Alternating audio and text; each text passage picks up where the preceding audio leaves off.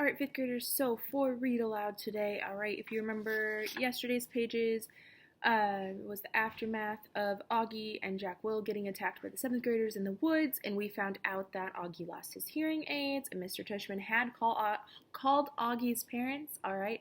So we're about to find out what's going to happen next as he's going home, all right? Mom and I didn't talk much the whole walk home, and when we got to our front stoop, I automatically looked in the front bay window because I forgot for a second that Daisy wasn't going to be there like always, perched on the sofa with her front paws on the windowsill, waiting for us to come home. It made me kind of sad when we walked inside. As soon as we did, Mom dropped my duffel bag and wrapped her arms around me and kissed me on my head and on my face like she was breathing me in. "It's okay, Mom. I'm fine," I said, smiling. She nodded and took my face in her hands. Her eyes were shiny. "I know you are," she said. "I missed you so much, Augie." "I missed you too." I could tell she wanted to say a lot of things, but she wasn't stopping herself. "Are you hungry?" she asked. "Starving. Can I have a grilled cheese?" "Of course," she answered, and immediately started to make the sandwich while I took my jacket off and sat down on the kitchen counter.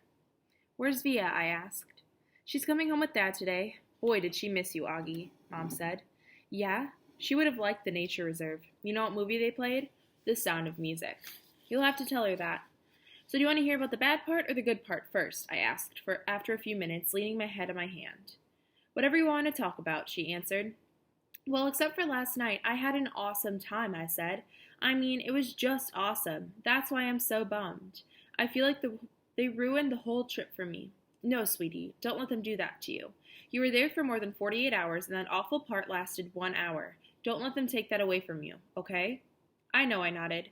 "Did Mr. Tushman tell you about my hearing aids?" "Yes, he called us this morning." "Was Dad mad? Because they're so expensive?" "Oh my gosh, of course not, Augie. He wanted just to know that you were all right. That's all that matters to us. And that you don't let those thugs ruin your trip." I kind of laughed at the way she said the word thugs. "What?" she asked. "Thugs," I teased her. "What kind of an old-fashioned word?" "Okay, jerks, morons, imbeciles," she said, flipping over the sandwich in the pan. "Cretinos, as my mother would have said.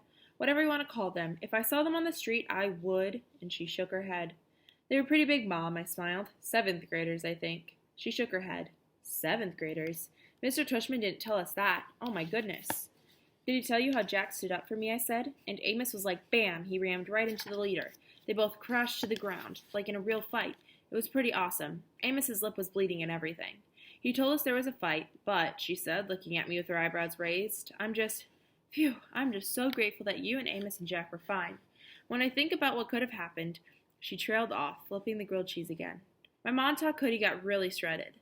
"Well, that can be replaced," she answered. She lifted the grilled cheese onto a plate and put the plate in front of me on the counter. "Milk or white grape juice?" "Chocolate milk, please." I started devouring the sandwich. "Oh, can you do that special way you make it with the froth?" "How did you and Jack end up at the edge of the woods in the first place?" she said, pouring the milk into a tall glass. "Jack had to go to the bathroom," I answered, my mouth full. As I was talking, she spooned in the chocolate powder and started rolling a small whisk between her palms really fast. But there was a huge line, and he didn't want to wait, so we went toward the woods to pee. She looked up at me while she was whisking. I know she was thinking we shouldn't have done that. The chocolate milk in the glass now had a 2-inch froth on top. "That looks good, Mom. Thanks." "And then what happened?" she said, putting the glass in front of me. I took a long drink of the chocolate milk. "Is it okay if we don't talk about it anymore right now?" "Oh, okay. I promise I'll tell you about it later, when Dad and Via come home. But I'll tell you all every detail. I just don't want to tell the whole story over and over, you know?" "Absolutely." I finished my sandwich in 2 more bites and gulped down the chocolate milk. "Wow, you practically inhaled that sandwich. Do you want another one?" she said. I shook my head and wiped my mouth with the back of my hand. "Mom, am I always going to have to worry about jerks like that?" I asked. "Like when I grow up, is it always going to be like this?" She didn't answer right away, but took my plate and glass and put them in the sink and rinsed them with water. "There are always going to be jerks in the world, Augie," she said, looking at me, "but I really believe, and Dad really believes, that there are more good people on this earth than bad people, and the good people watch out for each other and take care of each other, just like Jack was there for you and Amos and those other kids." "Oh yeah, Miles and Henry," I answered. "They were awesome too. It's weird because Miles and Henry haven't even really been very nice to me at all during this year." "Sometimes people surprise us," she said, rubbing the top of my head. "I guess. Want another glass of chocolate milk?" "No, I'm good," I said. "Thanks, Mom. Actually, I'm kind of tired. I didn't sleep too good last night." You should take a nap. Thanks for leaving me Baboo, by the way. You got my note? She smiled. I slept with him both nights. She was about to say something else when her cell phone rang, and she answered. She started beaming as she listened. Oh my goodness, really? What kind? She said excitedly. Yep, he's right here. He was about to take a nap. Want to say hi? Oh, okay, see you in 2 minutes. She clicked it off. That was Dad, she said excitedly. He and Via are just down the block. He's not at work, I said. He left early because he couldn't wait to see you, she said. So don't take a nap quite yet. 5 seconds later, Dad and Via came through the door. I ran into Dad's arms and he picked me up and spun me around and kissed me. He didn't let go of me for a full minute until I said, Dad, it's okay.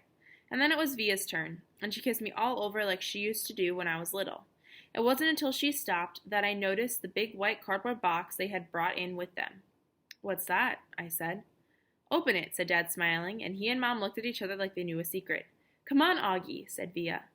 I opened the box. Inside was the cutest little puppy I've ever seen in my life. It was black and furry, with a pointy little snout and bright black eyes and small ears that flopped down. We called the puppy Bear because when Mom first saw him, she said he looked just like a little bear cub. I said, that's what we should call him, and everyone agreed that it was a perfect name. I took the next day off from school, not because my elbow was hurting me, which it was, but so I could play with Bear all day long. Mom let Via stay home from school, too, so the two of us took turns cuddling with Bear and playing tug-of-war with him. We kept all of Daisy's old toys, and we brought them out now to see which ones he'd like the best. It was so fun hanging out with Via all day, just the two of us. It was like old times, like before I started going to school.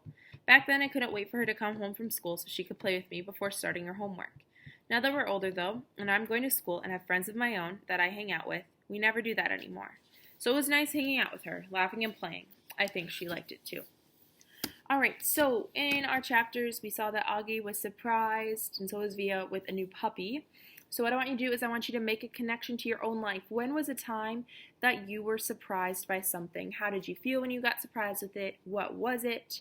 Alright, tell me a little bit about that experience, alright?